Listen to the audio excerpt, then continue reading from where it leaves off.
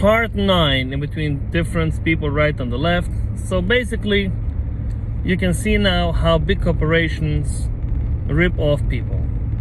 Now, at the beginning, I was under the same impression as many people are, and saying, wait a minute, so if you don't like what these corporations are doing, why do you work for them? Go work for somebody else. But I quickly realized that that's not possible, because the corporations like Uber and Lyft are so big. So basically what they're doing is they come into every city and they start off not with 1 or 2 cars. They're hiring hundreds and hundreds of drivers at once, telling them and that date you're gonna start. They advertise all over using millions of dollars, and they suddenly start and they give the best rates for drivers and also for the passengers. The lowest rates for passengers, but paying almost max for drivers. So in that case, you fall for it. So what happens is many taxi drivers will quit their jobs, or even if they don't quit their jobs, so many people out of the street like me, that I was not a taxi driver, but people who like to drive and like this type of job suddenly accept these jobs. And that puts out of business all the little taxi companies. And if they don't want to go out of business, they have to start competing with prices. Now, the average taxi, approximately, let's talk about maybe 15 years ago in New York City, you know, as private car service, I did for a little while a private car service. I made back then approximately $3.5 per mile. Uber in today's days is paying approximately 77 cents per mile.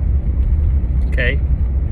So in other words, without going into these details, you can see right here that what Uber did is they underpaying the drivers, and that way they can make enough money for themselves while also being cheap on the market and kill off every other taxi company on the market.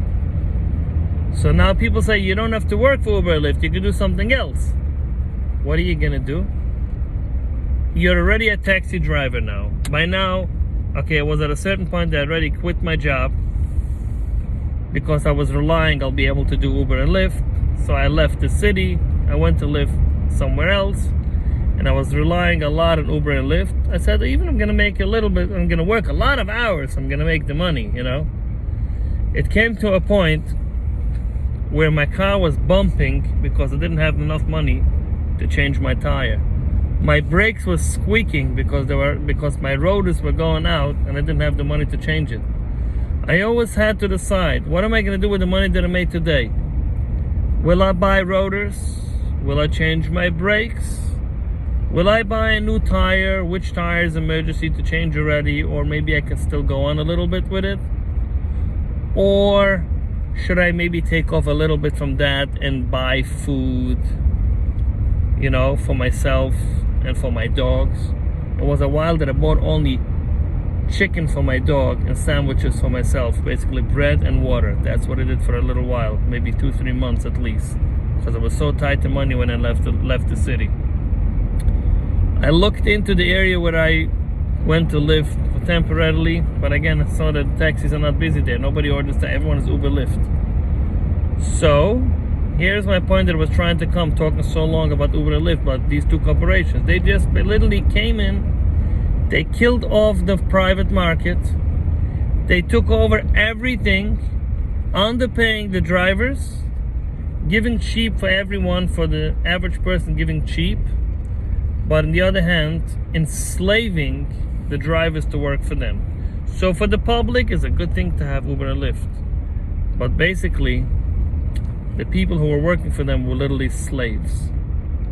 And if you don't accept any call that they give you, they would punish you.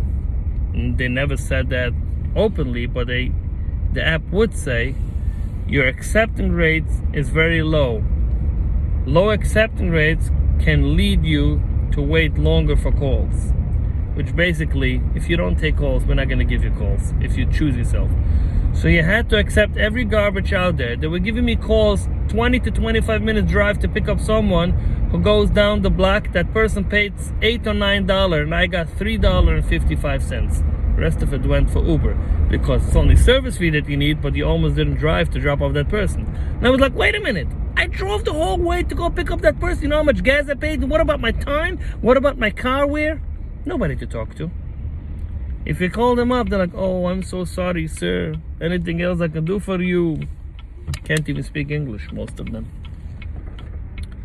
So, coming back to the point, I'll say that in the next video.